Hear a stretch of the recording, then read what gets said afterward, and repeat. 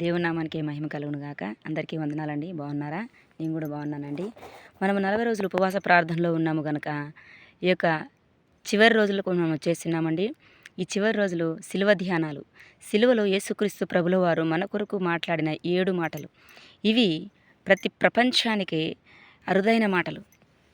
ప్రతి ప్రపంచాన్ని నడిపించే విలువైన మాటలని ఆయన మన కొరకు పలికి ఉన్నాడండి శిలువలో.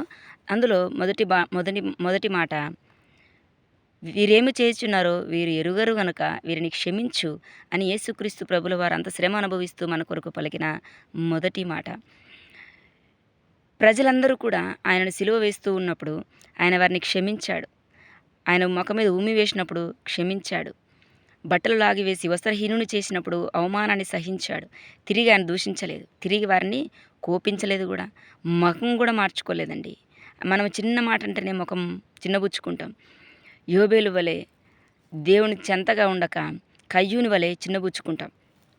అయితే మొదటి మాట లూకాసు వార్త 23వ అధ్యాయం 34వ వచనంలో దేవుని వాక్యం ఈ విధంగా సెలవిస్తుంది. తండ్రి వీరేమి చేయుచున్నారు వీరు ఎరుగరు గనక వీరిని క్షమించమని యేసుక్రీస్తు ప్రభుల వారు మన గురించి తండ్రితో మొరపెడుతూ ఉన్నాడు. మనల్ని దేవుడు క్షమించాడు. ఎప్పుడండి? జగత్పునాది వేయబడక మునిపే నిన్ను నన్ను తన రూపంలో చేసుకున్నప్పుడే మన కష్టాలు నష్టాలు అన్నీ ఆయనకి తెలుసు. మన మనస్సు, మన తలంపులో ఉన్న ప్రతి ఊహ చెడ్డదని ముందే తెలుసు ఆయనకి. అయినందుకే తండ్రి కోపం మన పైన పడకుండా ఆయన వచ్చి 33.5 సంవత్సరాలు ఈ భూమి మీద బ్రతికి మనకు మాదిరిని చూపించి, క్షమాపణ చూపించి, ప్రేమను చూపించి, మన కొరకు ఆయన ప్రాణం పెట్టి చివరికి మనల్ని క్షమించి లోకం వదిలి వెళ్ళిపోయాడండి. అయితే వెళ్ళిన అక్కడే ఉండిపోక తిరిగి ఆదరణకర్తను మన కొరకు పంపి పరిశుద్ధాత్మ దేవునిగా మనలోనే ఉండి మనల్ని నడిపిస్తూ ఉన్నాడండి. ఎంత గొప్ప దేవుడండి.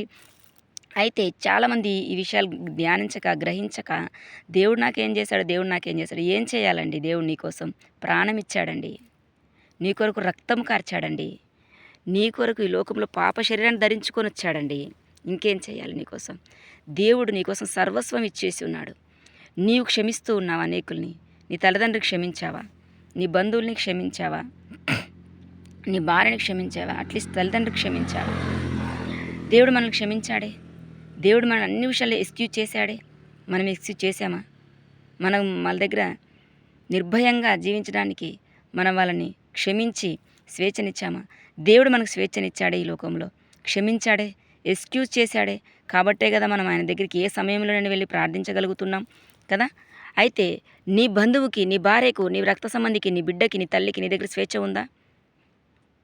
నువ్వు క్షమిస్తావన్న ధైర్యం ఉందా? నువ్వు ఆదరిస్తావన్న నమ్మకం ఉందా?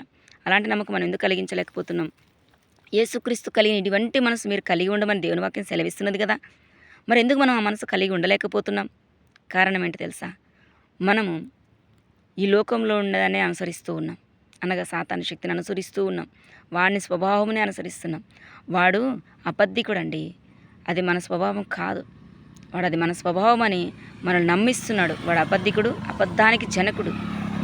సో అది మన స్వభావం కాదండి. మనము ప్రభు స్వభావం కలిగి ఉండాలి, ప్రభు ప్రేమ కలిగి ఉండాలి. కాబట్టి ఆయన మనకు క్షమించలాగును మనం కూడా అనేకుల్ని క్షమించువారిగా ఉండాలి. ఈ మాటలు దేవుడు దీవించునుగాక. రేపు మరొక మాటతో మీ ముందుకు వస్తాను. ఈ మాటలు హృదయంలో ఉంచుకొని దేవుని వాక్యాన్ని ధ్యానించి దేవుని దగ్గర కావాలని నా కోరిక. God bless you all. Amen.